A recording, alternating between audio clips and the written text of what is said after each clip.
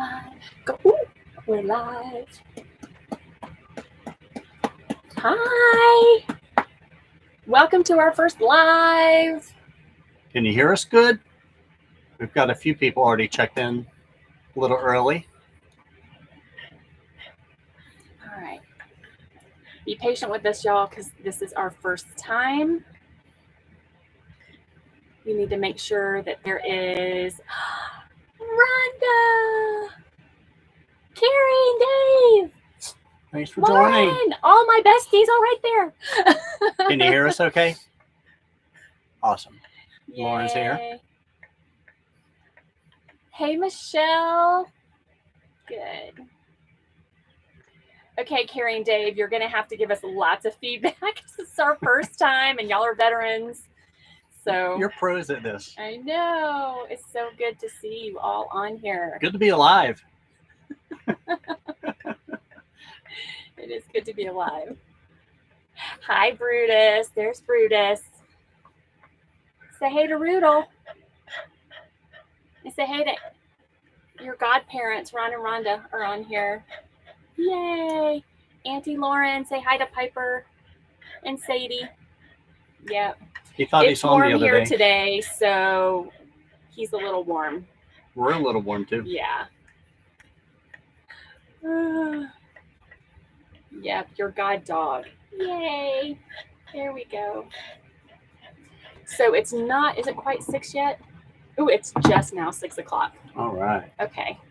We're going to start chatting. We have a lot to talk about, a lot to bring you up on, up to date on.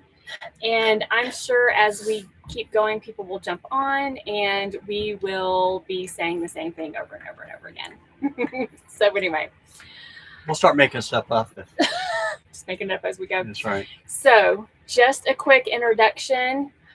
We are Corn Dog Caravan, and I am Chris. And I'm Ray. And this is Brutus.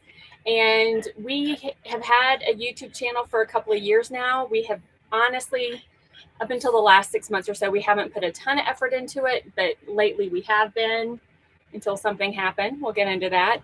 And, but we have over the last few months started developing a really good community. So we just wanted to reach out because we have been sharing, we haven't shared much on YouTube, but we've definitely shared a lot on Instagram and Facebook. Brutus is going on the floor. And we need to bring up on everything. But before we do, if you're new here, we have been traveling in our self-converted van for the last 2.5 years. Ray built this out. So if you want to go check out our van tour, there is a video on our channel.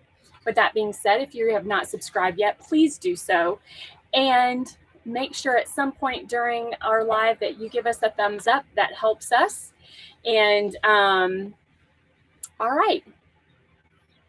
Let's get started. Let's get started. So I guess to start off, I want to first talk about maybe, I guess, just my health, and then I guess even my, I guess my lineage. Is that your right? family history? Family history. For some reason, the Smagless, at least the men that I know of, I don't know about any of the women in the Smagless clan, but we all have heart problems. My grandfather, who I never met, died at the age of 42. My dad died at the age of 65. My brothers had, I think, some stents put in. And then luckily me, and I kind of joked about it even, I mean, years ago, I just knew it was coming. No matter what. I mean, it's in the lineage, sadly. But also in that bloodline is a lot of alcoholism and smoking. Yeah. And you've done neither one. I mean, he is a straight arrow when it comes to alcohol and tobacco and drugs and all of that.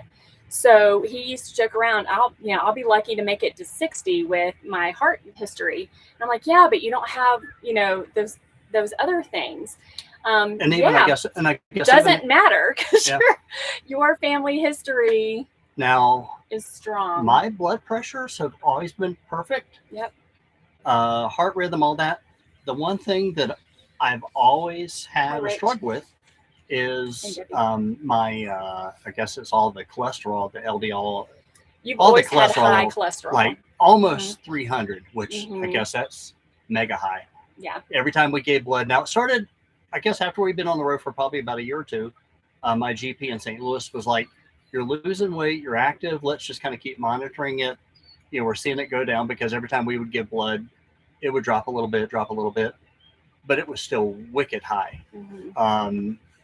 So I always knew, and we eat. It's funny, we eat the same thing pretty much every day. Mhm. Not every day, but we're not. Yeah, we eat the same stuff.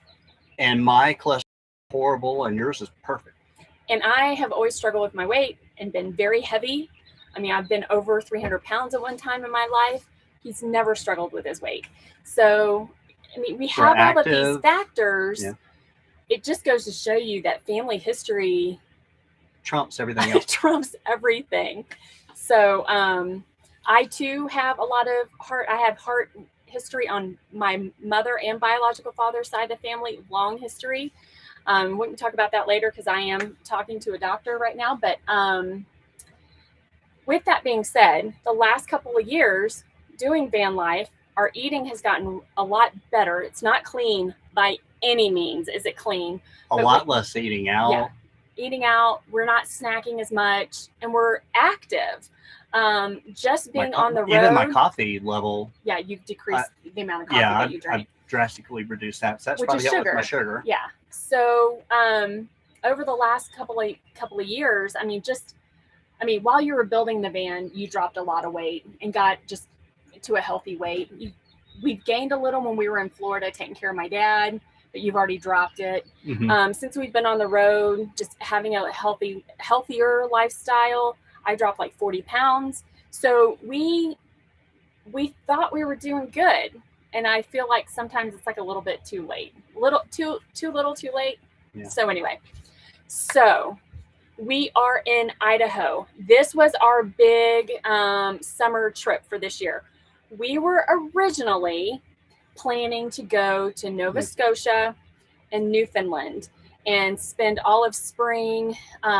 If you follow One Adventure at a Time, Dave and Carrie, they are doing Newfoundland, and they went from the west and I think are going east. Well, we were planning on going east and going west. We were going to start in Newfoundland and go around, Nova Scotia and go around.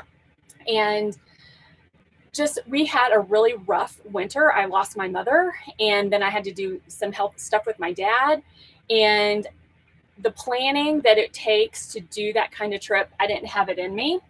And we needed to go somewhere familiar. So we're headed west. Yeah. And easy. It's so easy to boondock out here in the west. So we headed west and decided that this was going to be the year that we were going to spend some time in Idaho. And we wanted to do it last year, but the temperatures up here were just the temperatures were like almost over 100. Yeah. And now, I mean, we're sitting outside, it's 80 and it's dry. So it's great. Perfect.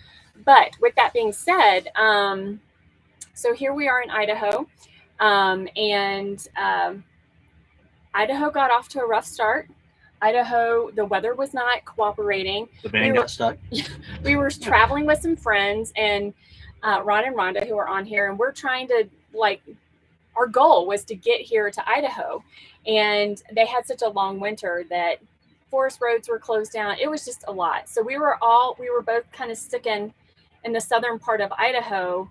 And we got stuck twice. Well, we got stuck in Arizona, and then we got stuck in Idaho. You can go back to our Instagram and see all that. But I think we put some stuff on YouTube too. Yeah, we have some stuff on that. Idaho was not being good to us. So at this point, we got into American Falls and spent Memorial Day weekend there. Yeah, Ron and Rhonda. And then we decided to go west. We kept do we want to go west or east? West or east? Go east and go up and see the Tetons, or go west and see more of Idaho. See more of Idaho. So we decided to go west and kind of made a slow trek up, I guess, out of American Falls, then went into Twin Falls, and then I guess we went up to Ketchum. Yeah, we went and kayaked it, I guess, just outside of Twin Falls. Awesome kayak. It was like a 4-hour kayak. Yeah, it was great. I mean, a lot of exertion. Not knowing that I had a time bomb sitting right here with all kinds of. We had done quite a few hikes. Yeah. And did the kayaking, And then we started going up towards Stanley, which started increasing our elevation, which is also an issue for a lot of people yeah. who are from like sea level, which we are. And so we finally got up toward the Stanley, got into the Sawtooths, started finding some really great campgrounds that we were just loving our time in the Sawtooths. And then we started heading toward Goldbug, which is on the way to Salmon. And Yeah. So Tuesday. Tuesday, June 6th. So we are in, let's see, it was East Fork Recreation Area. We had a great spot there. Mm-hmm. And then the next day on Wednesday, the plan was to go up and do the hot Goldbug. springs. Now, talk about timing, because to get to Goldbug, the beginning I think is a little rough, and then it gets easy, and then the last mile is like scramble, and you're going up pretty good. Mm-hmm. And then you get to the hot springs, and then you enjoy that. Well, then you got to come back down. Mm-hmm. So, but we didn't get to Wednesday because on Tuesday we got up, did breakfast, and I'll talk about maybe symptoms a little bit. Probably on some of our really strenuous hikes, maybe even months prior.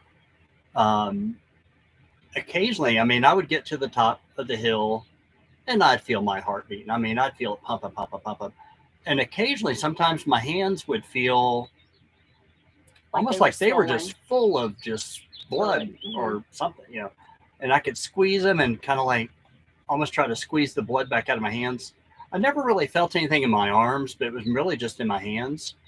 And Tuesday, everything was fine in the morning. We got up, did breakfast, and then we checked out of our spot that we were in and then headed up to another spot, which where we were at in the morning, we didn't have any cell cover. So we got up in the afternoon, got to the next spot and was boondocking.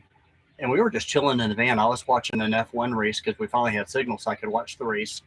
So we're just sitting in bed, had the bed kicked up. We've got an adjustable bed, if you don't know. Got the head kicked up. We're just sitting there chilling, watching the race. And probably halfway through the race, I started feeling like a dull kind of pressure ache, kind of just evenly through here. Not painful, but just like almost like maybe 5 or 10 pounds of sugar, like we're sitting on my chest. And I'm laying in bed. I'm just kind of like, I'm kind of moving around. I'm like, couldn't find a position that helped. And then my hands started getting, and both hands started getting kind of that same tight feeling like I'd been hiking. Earlier in the day, the other thing, and I don't know that it's correlated, but I'll just put it out here. If you ever wear a baseball cap and the cap's, too tight on your head, sometimes you'll feel like almost like a pressure, maybe right around here. Earlier that day, I was feeling a little bit of that. I don't know if I've mentioned it to you that day, but I was like, I feel like my head's burning, like right around here. And then later in the afternoon, this is probably about 4 o'clock when we're in bed, just watching the race, I started feeling the pressure here, and then I started feeling it in my hands. And I sat there and endured it for a little bit, and I'm watching the race, and I kept thinking, well, maybe if I move a little different position. So I'm laying in bed, shit kept changing. And then finally, with probably 5 laps left in the race, I looked at Chris. I'm like, don't panic. I already knew. My brain was already going. I'm like, don't panic. I'm like, grab the we have one of those, heart monitor cuff, blood pressure thing. I'm like, grab that. I'm like, I just feel funny. I'm like, my chest is just feeling. I'm like, don't panic. I'm like, I'm fine. Just grab that. So she gets up, and I'm also thinking, what else should I do? I'm like, well, we've got some baby aspirin. I'm like, let's get a baby aspirin. I didn't say it, but then you were like, I'm going to give you an aspirin. Yeah, let me give you an aspirin. So I took a baby aspirin, and then we had to go around the back of the van, and because we've got all of our bins. We had to go find the blood pressure cuff. It used to be in the cabinet, but we never use it, so we moved it. So she hooks it up, puts it on my arm, hits the button, and nothing happens. Well, the batteries had totally exploded and leaked and just totally fried the machine, so it was useless. So she's checking my pressure, and she's like, well, or not pressure, your pulse. But your pulse is good. Yeah. And I have no medical background. I act like I do, but I don't. But you checked it, and you're like, well, that's good. I mean, it was a strong pulse. But it was like, I'm still feeling it, but I'm It subsided for a second. Probably and then it about came 15 back. minutes after I took the baby aspirin. I got relief. I wasn't feeling it here as much. By this point, we're stripping down the van. We're getting, because we had pretty much got everything set up for the night. Pulled the window shades down and got the van ready.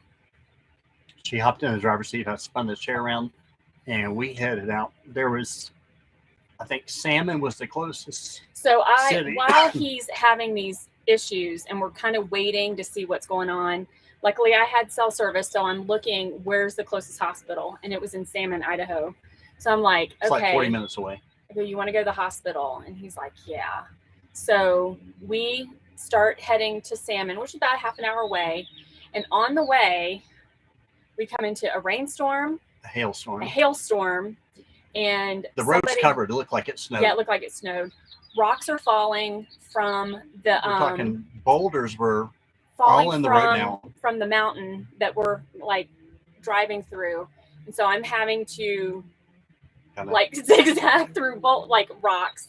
And then there was an accident on the left hand side that looked horrible, and my first thought was, I think we'll beat that person to the hospital. Yeah. I know that sounds horrible, but I'm like, okay, we're going to be at the hospital before this, so we probably won't have to wait very long. So anyway, we get to the hospital, tiny hospital. Well, hang on. Even before we get to the hospital, we're still on the main road going up, and literally it's almost, she's about to turn left to go into the hospital or the road that gets, sorry. And I'm sitting in the front seat. I'm holding on, I'm just kind of along for the ride. All of a sudden, I started getting like that feeling if you've ever passed out, and I'm starting to get a little tingly, and I'm like, I don't. And I told Chris, I'm like, I think I'm about to pass out. And hold on, Susan, are you Corgi girl? I mean, that's Susan. Okay, good job, Rhonda. I'm glad you checked your batteries. Go ahead. And so I was feeling really tingly, and I was gonna. I just can't describe it, but it was this. That was probably the scariest point, because it's like, okay, I'm not having the chest. Well, halfway to the hospital, the chest pain started coming. Kind of that pressure. I don't remember. I don't remember if my hands were still tight or not, but I thought I was about to pass out. So she turns in, and it's like maybe a mile to the hospital. We get there and we have to circle because you can't figure it. It's a tiny hospital, and it was hard to find the entrance. Yeah, the ER we had to walk to the entrance, and on the way to, you want me to talk since you're about to start coughing? Yeah. So on the way to the entrance, he starts getting super lightheaded, and we get into the hospital. There's nobody there. The girls are just sitting at the front desk, just chatting away, drinking coffee. And, yeah, and so they get him back there. Well, at the point they get him back there, the person from the accident is coming in, and it's also life-threatening. And they take her precedence because he was not presenting as like, he wasn't grasping for breath. He wasn't presenting as an emergency. So they put him on the sideline and stabilized this girl. And so, but while we were there, the nurse that we did have, I kept noticing on the monitor, Ray's heart rate kept dropping.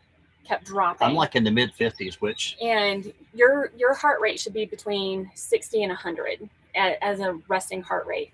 And he was dropping and staying under like 50, and then he would get to 49. I'm looking at the monitor going, I hope I don't see myself flatlining, because that's just gonna be wicked. And then all of a sudden, like I said, well, why don't you kind of like do things with your body? Maybe that'll help elevate your heart rate. And maybe I think I started moving my legs a little bit. They had given him meds and all that kind of stuff. So all of a sudden, and I thought he was joking, he just went blank, totally blank. And I'm like, quit messing around. And he was blank. And I'm like, Ray. And then his heart rate had dropped to like 32, and he had passed out. And so I'm yelling for help. And I had told the nurse prior to that, I'm like, I'm really concerned about his heart rate. It keeps getting really low. Now his blood pressure looked good. But the heart rate was just... they were waiting on a blood test to come back. They were looking for the troponin levels to tell if he had a heart attack. Well, the initial one came back. It was only like 115. Well, it was normal. Really low number. Yeah, it was a normal number. So they were like, they didn't think he had a heart attack. And but then, and they were ready to let him go. And then he passed out. Thank God you passed out. I mean, my chest pain was gone. Mm-hmm. It was just my heart rate just kept cycling down. So, and then I had a second episode. The first time you went out, it was like 10 seconds. It took us a second to get him back. And not back, like he wasn't dead. He was just passed out. So it took him a second to come back. And then they took us seriously. We had already been there for about an hour and a half at this point. They did another blood draw to check, which they already knew they were going to do. Kind of a baseline and then I guess a time. And then the troponin levels were high. And so that they knew he had a heart attack. So at that point, the doctor came in and said, well, we're not releasing you and we have to admit you. However, we're not qualified. We don't have a cardiologist or anybody here. So they ended up life flighting. Well, the weather was really bad. Remember, we told you there was like all this weather in the area. They were trying to life flight this other girl out. They got her stabilized, but they needed to life flight her into Idaho Falls. Well, we needed to get to Idaho Falls as well. So they had an ambulance and a helicopter on the way to grab her. Whichever one got there first was going to grab her and go. Well, the helicopter was able to land and then come back to Idaho Falls. So they said, keep that ambulance coming because we have a dude that we need to get to Idaho Falls. So, and then even while I was there was another point. Again, I'm watching the monitor and it's like 56. And all of a sudden I started getting that tingly kind of, I'm about to pass out feeling. And I'm looking in the room and Chris is standing here and there's a nurse that had walked in the room. I don't remember her walking in. Mm-hmm. So I must have kind of. You went out a little bit, but it wasn't as But I'm looking at everybody and the only way I can describe it is like everything was pixelated. I could see like shapes of heads, but everything was clear. It almost like invisible. So mm-hmm. It is the craziest. And I'm just like, man, this isn't good. Mm-mm. So at that point, they're giving him epinephrine. They're giving me all They're giving you something to get your heart back up. And so with that, they got him stabilized enough, but the ambulance got there and the ambulance started getting him ready and I was going to have to follow. So at the point, it's about 10:30 at night, about 10:30, 10:45. We've got a 2.5 hour transport from Salmon to Idaho Falls. And then the guy also says, oh, and be careful because the whole way there, you're going to see all kinds of deer and animals and ram. And so I'm going through the mountains at midnight.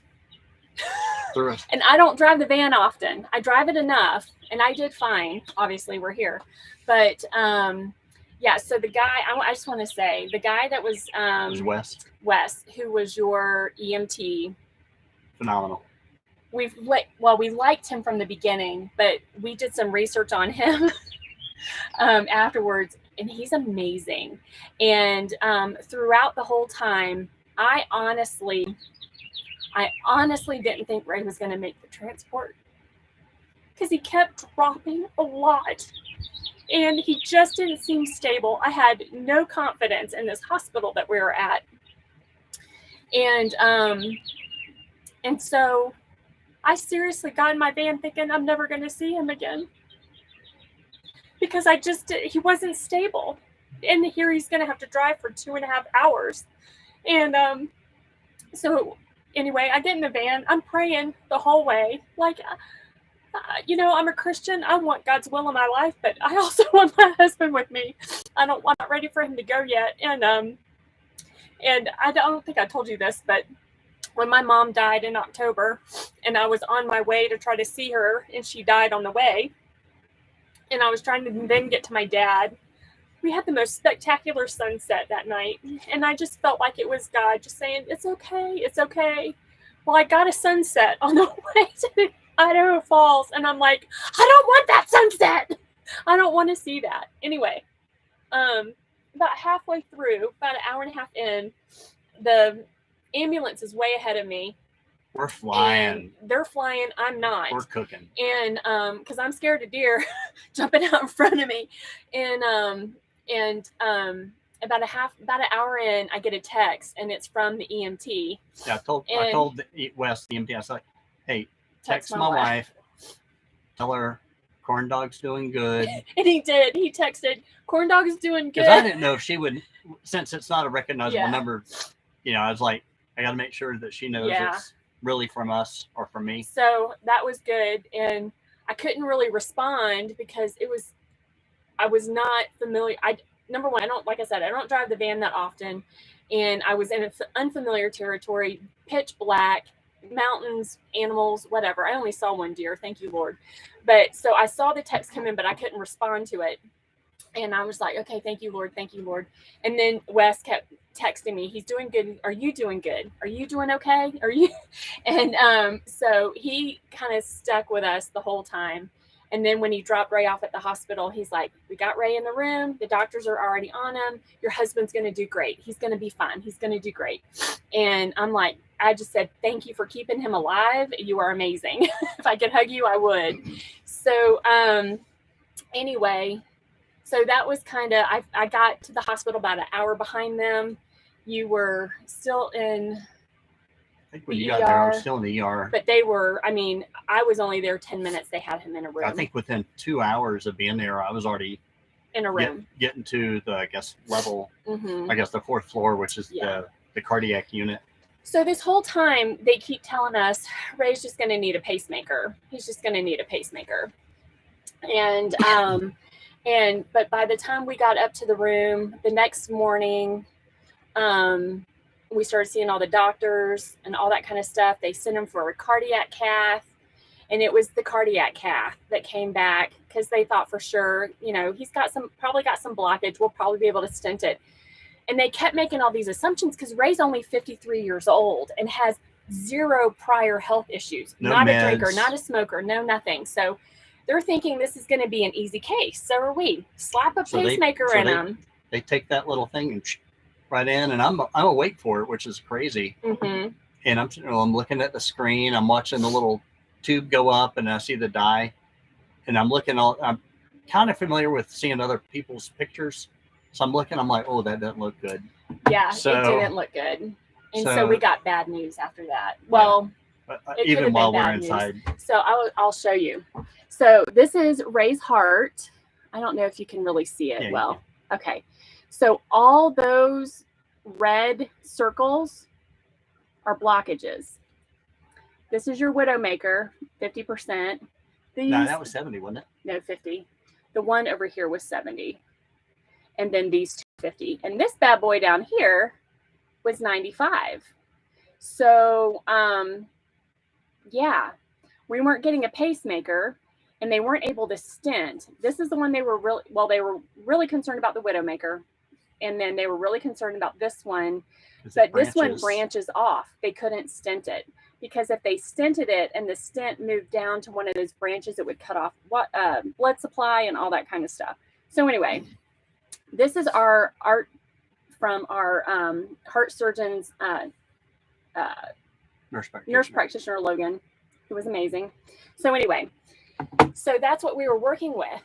And we saw the surgeon the next day. They sent him for all these tests. They need to find out, can they harvest a vein from his leg? Like all these things are going on. So they find veins that they can harvest. Pulmonary tests. Everything. But what came out to be was Ray has they both said these are the smallest veins and arteries we've ever seen. And you don't want to hear that. And they're like, this is something we would normally see in a patient in a female or somebody a lot older, right? And then or younger, I can't remember. Someone that's diabetic they've been diabetic for 20 years or something. So I'm a wee little man. You're a wee little man. And I got little veins. So they were afraid that 95% blockage, they were not going to be able to bypass it because the veins in his leg were too big.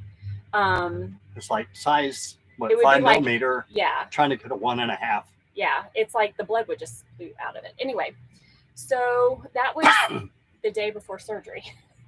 And so that night, I mean, that was a rough night. You had an emotional. Oh, We're I going was to talk about that. oh, I was crying like a schoolgirl. Yeah. And it wasn't about death. You know, me dying. I know where I'm going when I die, but it was the thought of, if I go first, you know, kind of, you know. Yeah. We're a mess. Sorry. I cry like a schoolgirl. Okay. So he was more concerned with me. Yeah, her was living life. Yeah. And he didn't know I'd be partying. No, I'm kidding. I'm kidding. Selling the band. No, I'm not selling the band. Anyway, we what was I gonna say? So then they did. So that was a rough night, and so that night he was super restless. I was restless, and I just started praying, like, God, there's got to be a vein. There's got to be, like, give us a vein. That's all I need. Just let's bypass that thing and get us a vein. And so the next morning, when they took him down to be prepped, you were in pretty good. You seemed to be pretty good that morning. You seemed to be handling everything really well. Yeah, they got me up at 4. And we get in there, and Logan, who is the NP, who, you know, in my mind, he's our best friend. But anyway, he came in to mark the vein that he found that he was going to use for one of the bypasses. And it was going to be in his left leg. And so he comes in and he's doing his sonogram and marking everything. And he goes, you know what? Let me just check this right leg again. And he goes and he checks the right leg. And he's like, I like a, he goes, I see a vein I really like. And I was just like, yes. And so he goes, we're not going to use that other one. We're going to use this one. So he does all that. He goes in for surgery, and the nurse, the first assist, is calling me every 35, 40 minutes, telling me where they are in the process. And at the end, he said, the nurse called Bryce. He said, he goes, well, your husband's doing great. We got all 3 bypasses. And I'm like, all of them? He goes, all of them. I go, you got the 95er? And he goes, I got the 95er. And I just, it was just such an answer to prayer. And because we really weren't worried about his mortality rate. I mean, they were like, your mortality rate's like 0.5 of dying. I mean, and they did, and they do this all day. All the time. So but when it's you personally, yeah, it's a whole different. Yeah. And so Dr. Raleigh, who was the surgeon, when he came and talked to us the other day, phenomenal. Yeah, he and Logan and Bryce, the nurse, this team was amazing. They were amazing. Phenomenal. And when Raleigh came to talk to us, he said, he goes, Talk to you. Yeah, talk to me. He said, I got that vein. He goes, I got that bypass. He goes, it took me a while. He goes, but dadgummit, I was going to get it. Like, he was determined. He didn't let it just like go to the wayside. Like, you know, because our only option after that was going to be to do a stent that they didn't want to do in the first place. So Carrie asked, how long was the surgery? It was about 4 hours. Oh, was it that short? Mm-hmm. It was by the time they got him prepped. They were prepping me like at 7 in the morning. Well, but they didn't start on you till like 9. Okay. And you were done at like before 1 o'clock. And once I got put out and I woke up, it felt literally like 30 seconds. Yeah. Rhonda says Logan was amazing. He was, and he still remembers you guys. Let's see. Great. Thank you, Jesus is right. So after that, you know, he went into ICU again. We had another amazing nurse named Sam.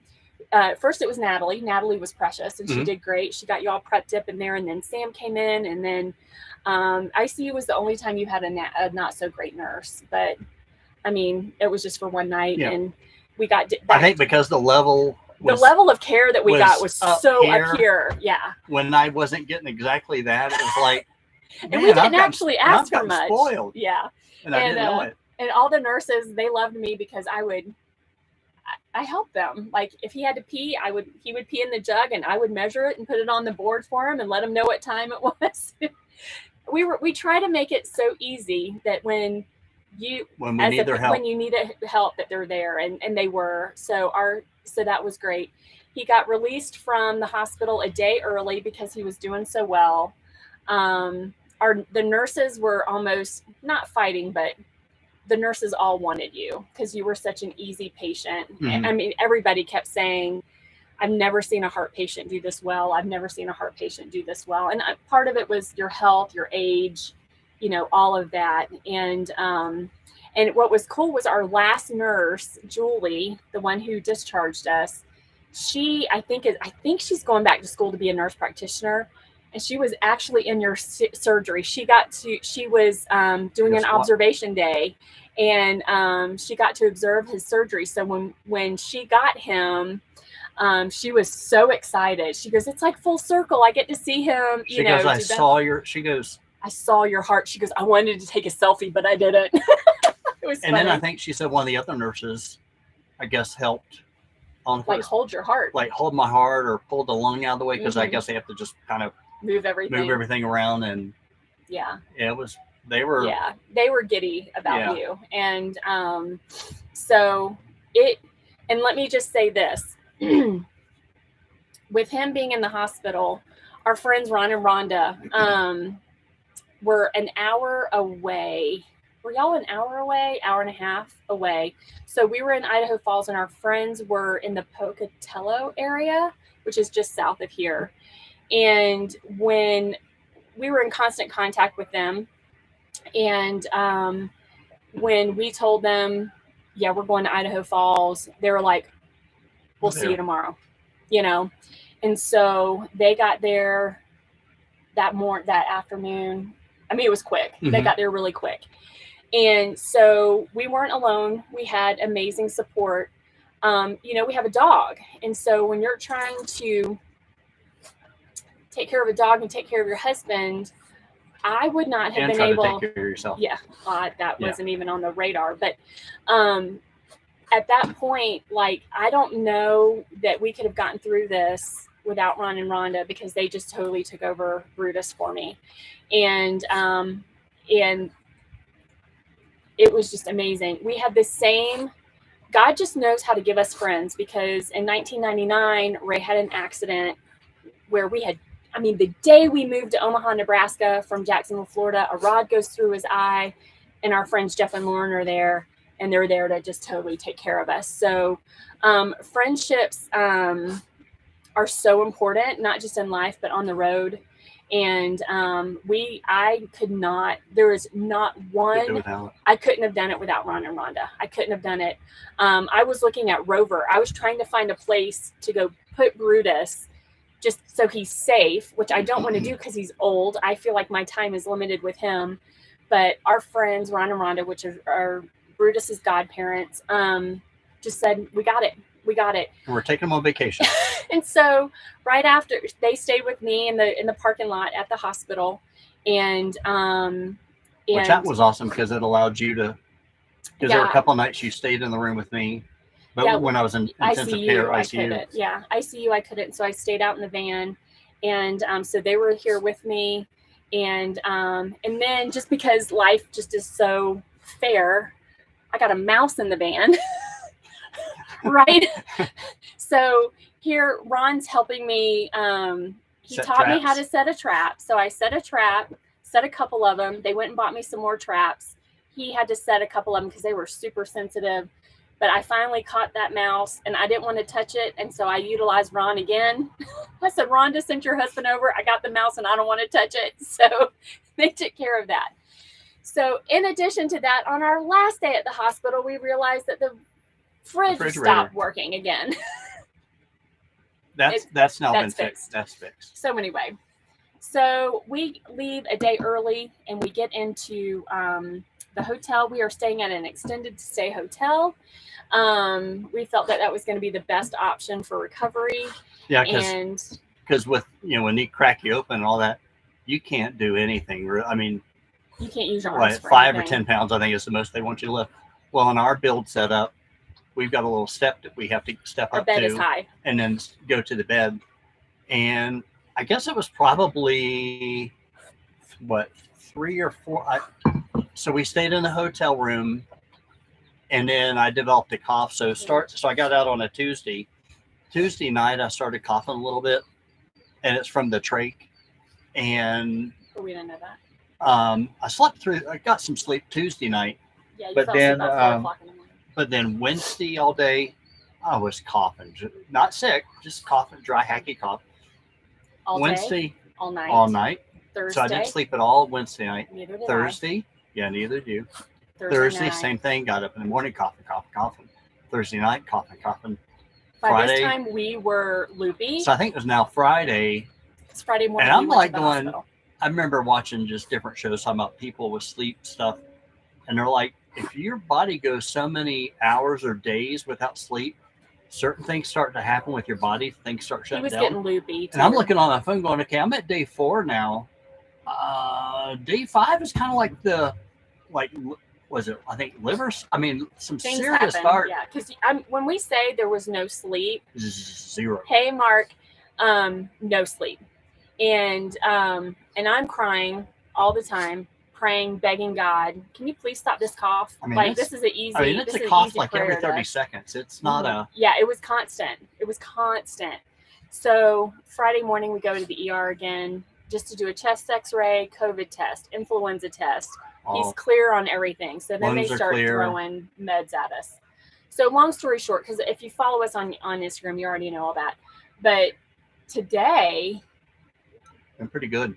Last night you said I slept pretty good, and you didn't cough at all, and you've barely coughed today. So I think we are. When I talk, I tend to start coughing some. Yeah, but you're doing great. But I'm doing decent today. Yeah. So he started cardiac rehab this week.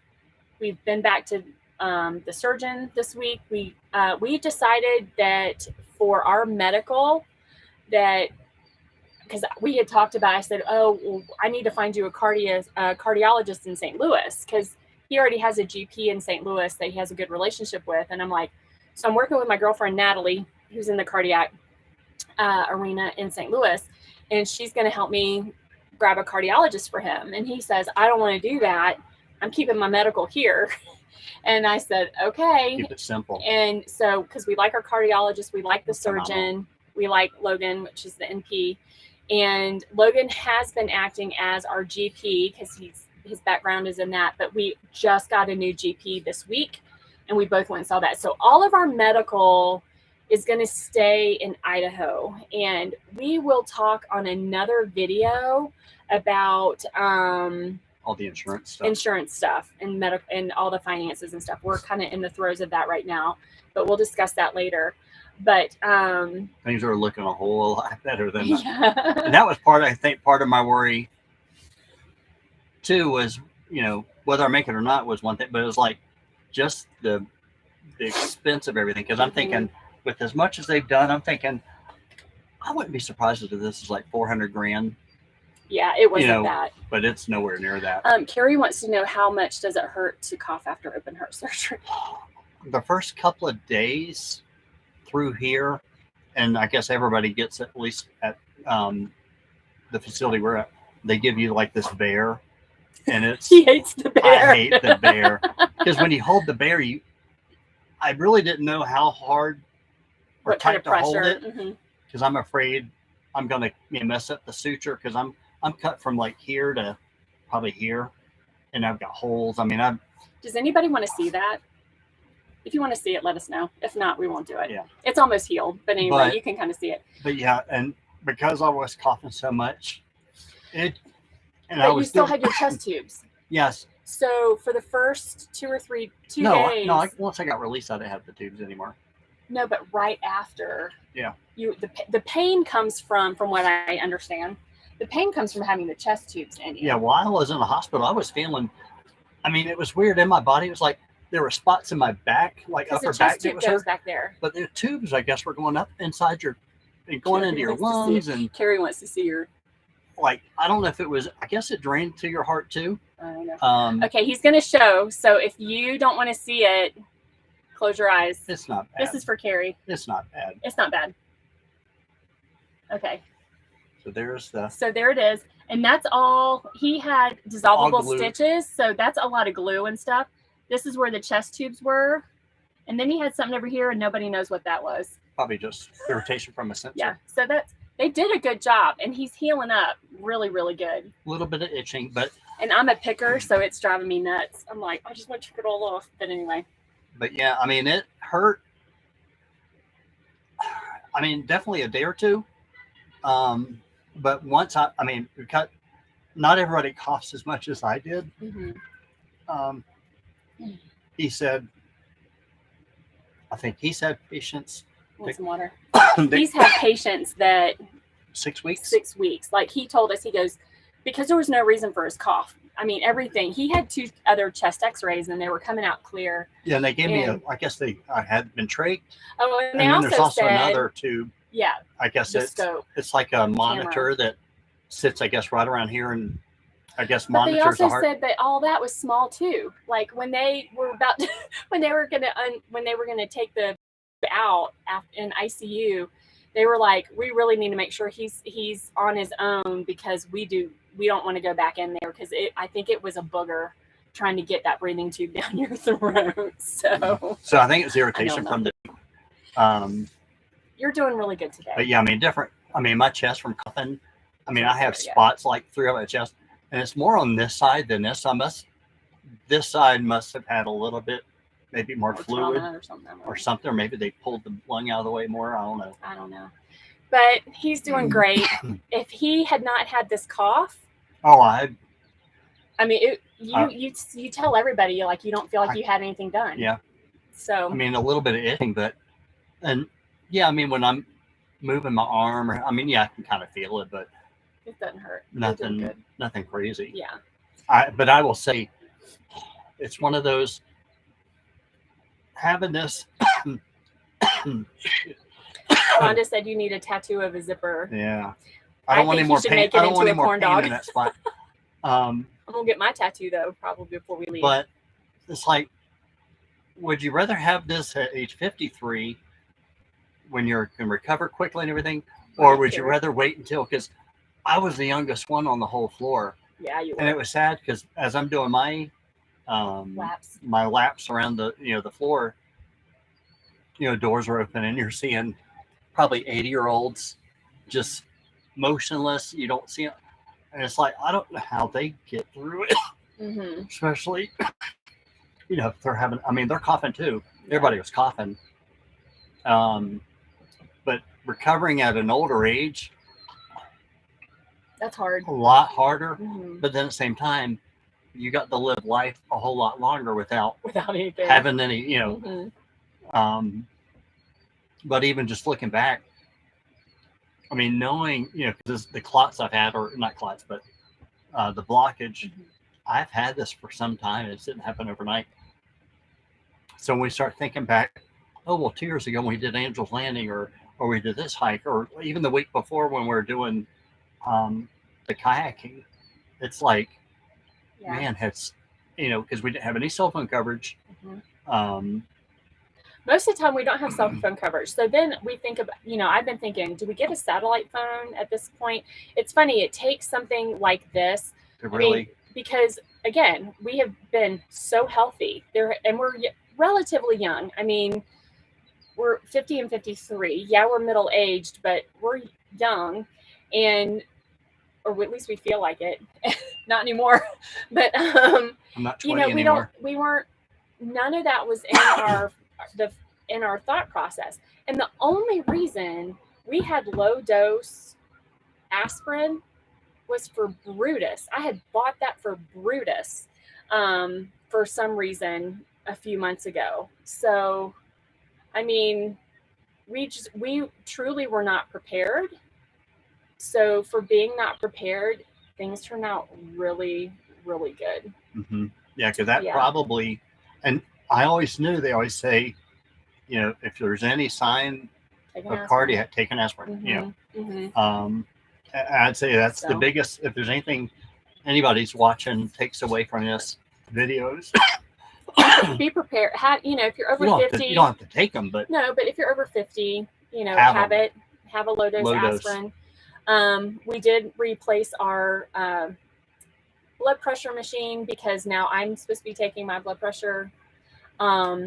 We're still taking yours because his heart rate is still high, Which is weird because normally it was low. And so pressures are good. The only thing we're doing right now is just regulating your heart rate, and that'll be with medication. So now you've gone from no medications to 3 in the morning and 2 at night. Mm-hmm. And then the doctor wants me on aspirin every day. And so, you know, now as we go forward in van life, we also have to start thinking about prescriptions that we've never had to do before. And so. And the good thing, everything I'm taking right now, it's popular. Cost-wise, yeah, it's low. Isn't. It's going to be, he's on a statin. He's not on blood pressure medicine. You're on Plavix, but that's only till the end of the month. Yeah. He's going to be on a statin and my daily aspirin. Your aspirin and the that regulator or that the heart rate regulator. Maybe. I think that's a maybe. So it's going to cost us like $25 a month. So that's not bad at all. What does the team say about you getting back on the road? So so Susan's asking, or Corey Girl's asking, what do they say about him getting back on the road? Not a problem. You guys know that we worked the sugar beet harvest in October. This was going to be our 3rd year, and the doctor seems to think he's going to be able to do it. And I'm glad he does. I don't know yet. You're questionable, or I mean, I'm questioning. Yeah. And it's not the ability to do that. It's the fact that we are going to be at a new place doing sugar beet harvest this year, and it's totally different. It is a 14 to 16 hour a day. We were working 12 in Sydney, but here in American Falls, it's going to be 14 to 16. We don't have a night crew cleaning our machine. We are going to be cleaning our machine, working the machine. That's a long day. And can you do it? Yes. Should you? That's another question. So we are still signed up. October, he's like, you should be able to do everything. Everything. Yeah. So we're staying on the road. That's another thing. Of course, the first thing that goes through my mind, I'm a lot more anxious than he is. I'm a worrier more than he is. And I am an overthinker. And so the first thing I thought of was, oh my gosh, what does our future look like? Are we going to have to come off the road? Blah, blah, blah. We're not coming off the road. Yeah. And even with the van. Mm-hmm. So when I was coughing my head off, I was like, you know what? I think I can get in the bed. So we came out, hopped up on the stool, the little first step, and I can walk on my knees. So I got my first knee up and I'm walking across the bed. The only thing you can't do once you've been cut open or broken open like this, they don't want you pulling, support, that kind of thing, because they don't want anything to happen. No pressure on that. Yeah, no pressure on this because it's wired and all that jazz. But titanium plates and all that fun stuff. Yeah. But I was able to scoot through the bed, get my spot, kick my feet up, kick my head up. And so Lauren's asking no cholesterol meds. No, he is on a cholesterol med. Yeah, I am it's now. A statin. He's on Lipitor, 1 a night. And I think it's a lower dose too. Yeah, you're not on a super high dose. And then he will be on that and aspirin for the rest of his life. Those are the 2 that he's going to be on for good. And it's the heart regulator. He's really only supposed to be on that for 3 months, but your heart it's beating faster than it should be. And so that's what we're looking at, but nobody seems to be totally sure what yeah. And then that might be just something that time heals. He's still healing. We keep forgetting he's doing so good that his body is still healing. Yeah, I mean, daily we've been not hiking, but walking. Carrie says, what about changing to work in Minnesota? I don't think so, because I think I made that lady in HR mad. Yeah, I mean, I've been walking. I think I made her mad. 3 to 3.5 miles. They want us. So yeah, I'm progressing really good. Oh, Mark, they didn't tell you to hold pressure when you coughed. You were just coughing. Mark Wolf had a 5. He had a quadruple. No, what's 5? He had 5 bypasses a couple years ago. That's crazy. I just had a triple. When can you leave? Will you still be heading more west? Yes. Yeah, Michelle.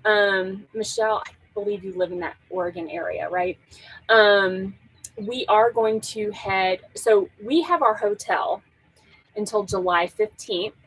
And so we are staying here till the 15th. We have doctor's appointments all that week. You have cardiac rehab, general practitioner, the cardiologist, and the surgeon. We have all kinds of appointments that week of before the 15th. And those are going to be all of our, hopefully all of our release appointments. And so we're going to leave here on the 15th. Now, with that being said, if he doesn't get released, we're still going to leave the hotel, and we will get back in the van and just stay in this area. Ron and Rhonda actually have scouted this area really well, and when they left us, they stayed in different places, and they seem really good. So we'll probably just emulate what they did and just stay close by. We are going to leave here. We were actually having the conversation before we started the video.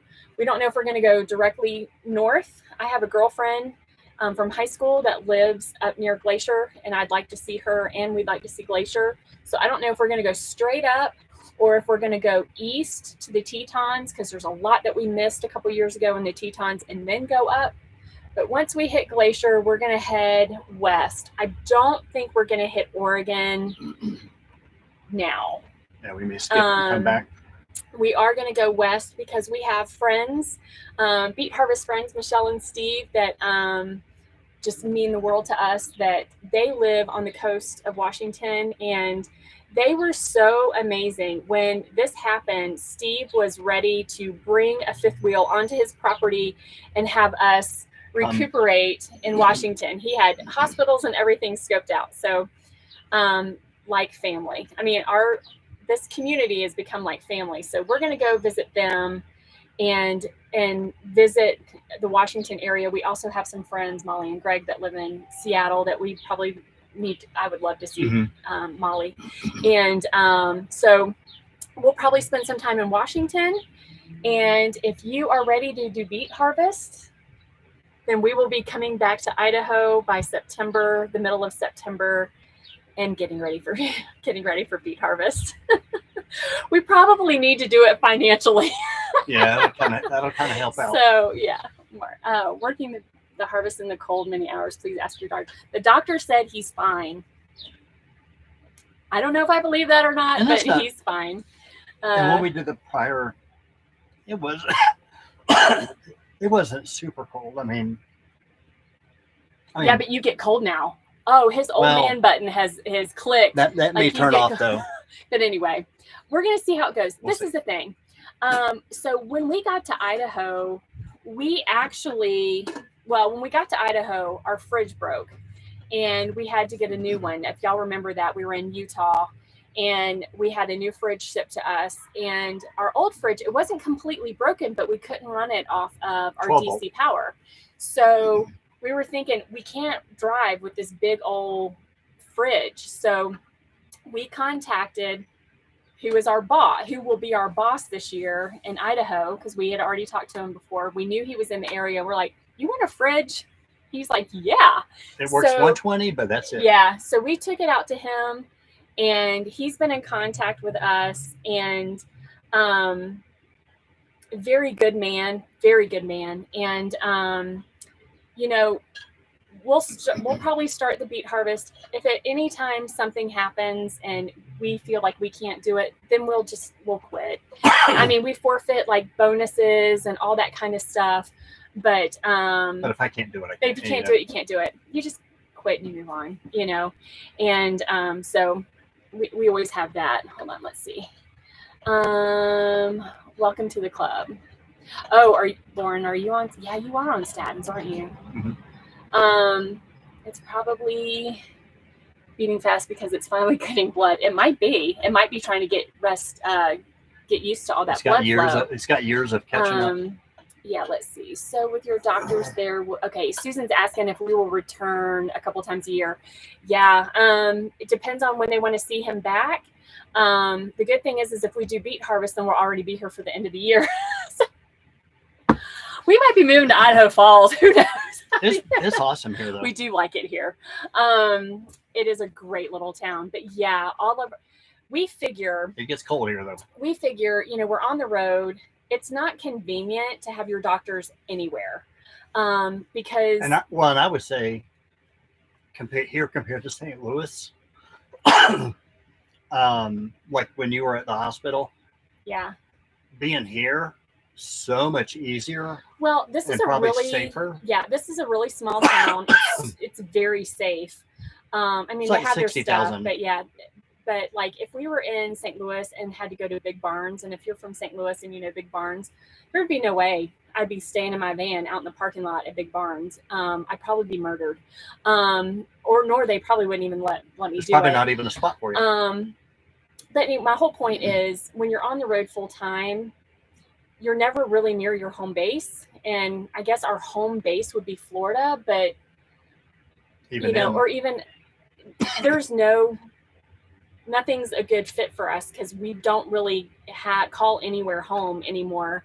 And the level of care that we got here surpasses anything. And I went through everything with my mom in Daytona. She had great care.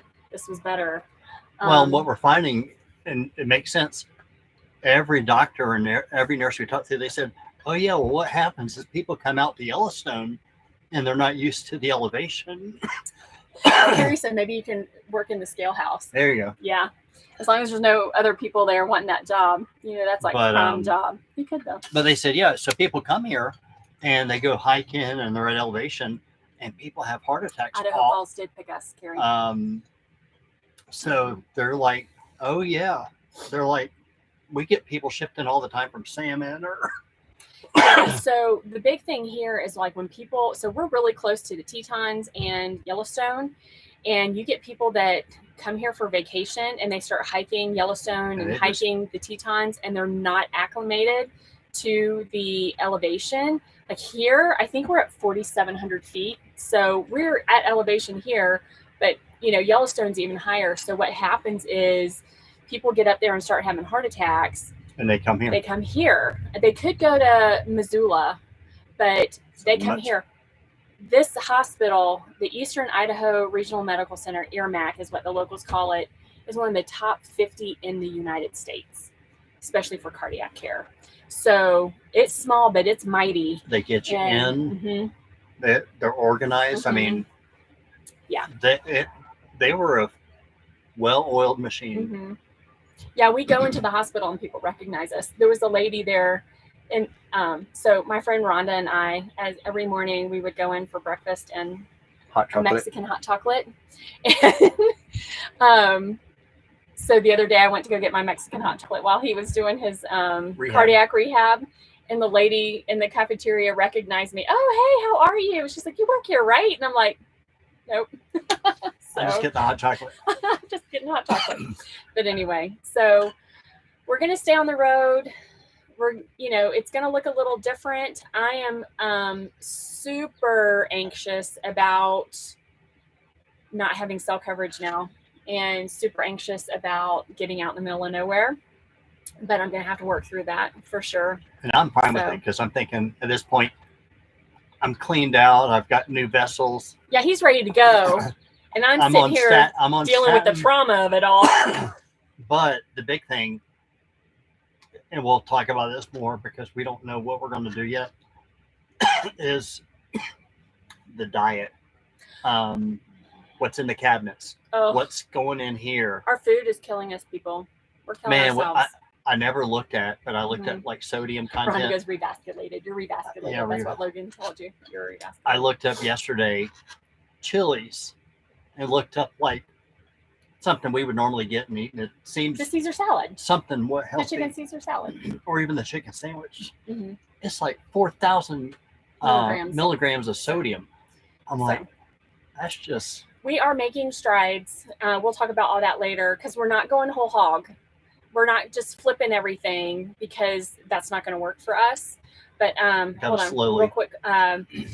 Susan asked, what's Mexican chocolate? Mexican chocolate is, you can look it up on Google because you can make it yourself. But it's hot chocolate with cinnamon and a little bit of pepper, cayenne in it. And I haven't had it, but I've had it before. It is so good. So here at the hotel, they have Swiss Miss packets in the lobby, and they had this little thing of cinnamon. So I've been putting cinnamon. Still not as good, but look up Mexican hot chocolate. You can make your own. If you're in St. Louis, go to Caldi's and get their, I think it's an Aztec hot chocolate. It's delicious. Yeah, Mark was concerned. When you went to Flagstaff a couple of years ago, Mark, and you were concerned, was that before or after your bypass? Because we have some friends too. I don't think you met him, Mark, but when we were at Quartzsite, I met a guy named John, and they're traveling, and he and his wife were in Colorado, and they were wanting to spend all summer in Colorado. They got up to elevation, and they had to come back down. It was kicking their butt. So yeah, and I think John is like in his mid to late 60s, and a lot of years of smoking, he said. So that elevation is no joke at all. Let's see, Carrie, get the Garmin spot. You can use it in case of emergency. Okay, I'll look that up for sure. And then, it was after your bypass, Mark. Okay. Yeah, I'd be a little concerned too, but your heart was probably pumping really good. So you probably handled it really well. So, but anyway. Yeah, I think the big thing is just having the baby aspirin. I mean, I'll be doing it daily, but I mean, just get some low dose baby aspirin. Just keep it handy.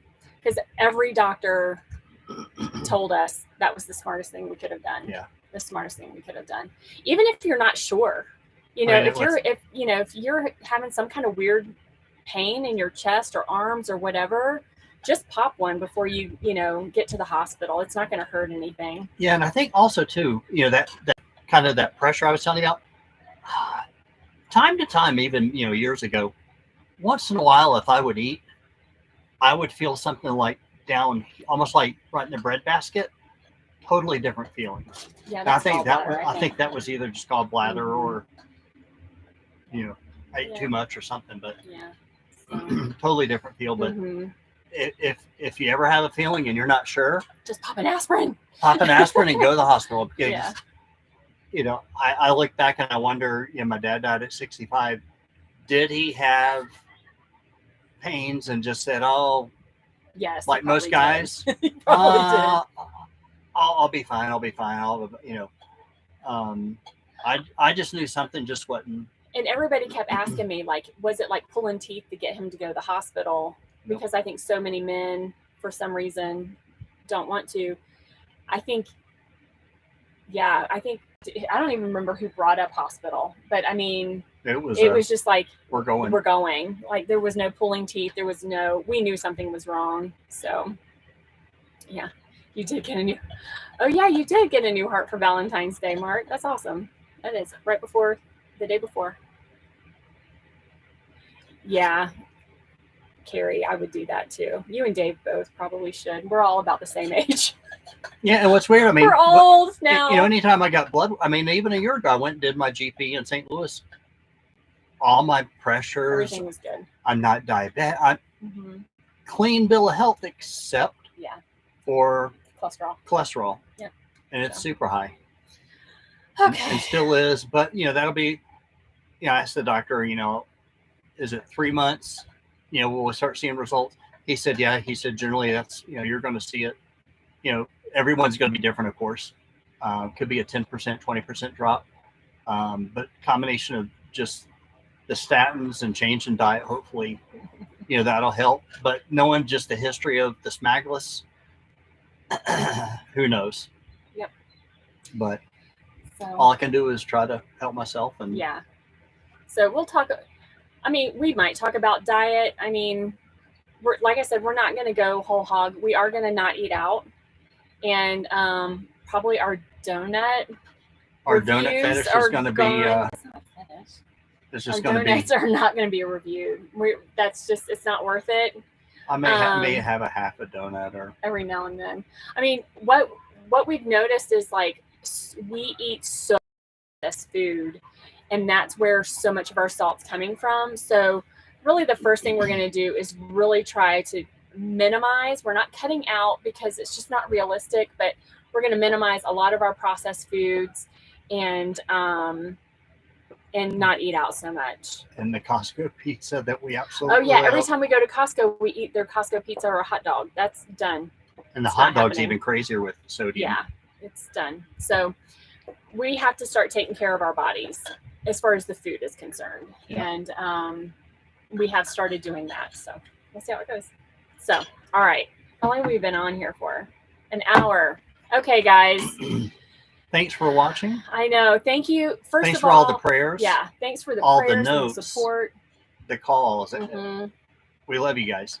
Mm-hmm. Oh, you want to see Brutus? Brutus is wanting. He's taking a nap now. He's taking a nap. Come here, puppy. Oh. Hi. There's Brutus.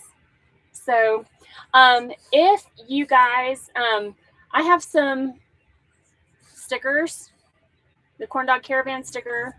I have my personal one, the Gypsy Jesus Girl sticker, and we have a Brutus sticker. Limited collection. Or limited edition. Yeah. If you guys want stickers, send me a DM in our Instagram, or can you DM on here, like message on here? Yeah.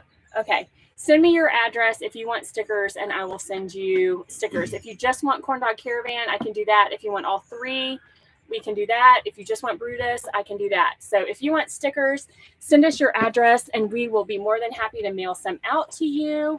And Rhonda, you don't have a Brutus sticker? Are you sure? Doodle says, never mind. What did I miss? Glad you're here. Yeah. We've seen so many in this area, so many Labradoodles. Thanks. Brutus Yeah. gets, Oh my gosh. Carrie, if you bring Rudel out to this area, Rudel will have so many friends. Everybody has doodles out here. Everybody has a doodle. Oh, and one other thing. So, 4th of July here in Idaho I'll get Falls you one, Lauren. is west of the Mississippi. Oh, supposedly one of the best fireworks display. Yeah. And it's literally 3 to 5 minute walk from our hotel. Yeah. So we are in the epicenter of the Freedom Fireworks here in Idaho Falls. So it's like a half an hour. 80,000 people. And only 60,000 people live here. So they're marking off all the fields, and see all the people? it's going to be an absolute zoo. I'll probably try to get some maybe pictures or video and do a before and after, because I love you too. It's just going to be I love you too. crazy busy here. Susan, tell me what your address is, and I'll send it to you. I thought you had them. You don't have them? Okay. I know. Carrie, Dave, have y'all been here? Have y'all been to Idaho Falls yet? I know y'all came to Idaho, but I don't know if you came over here. It's a great town. It's a really great town. They have everything. So, okay, we're going to let y'all go. Thank you for spending an hour with us. Thank you for caring about what's going on with us. And as things progress, we'll let you know. And Ray's going to start getting back to editing some stuff. And we are going to explore Idaho Falls. There's some things that we want to do here, and we will put those into some videos for you as well. I think this is a great place to come vacation. Idaho needs to be on your bucket list in so many ways. So anyway, thank you. If you didn't already hit that like button, go ahead and do that. If you haven't subscribed, do that. DM me. With your address so you can get some stickers. And I just want to thank my NIAC crew, my old boss, for sending me a new cup. I'm happy. And we will see you next time. Thanks, guys.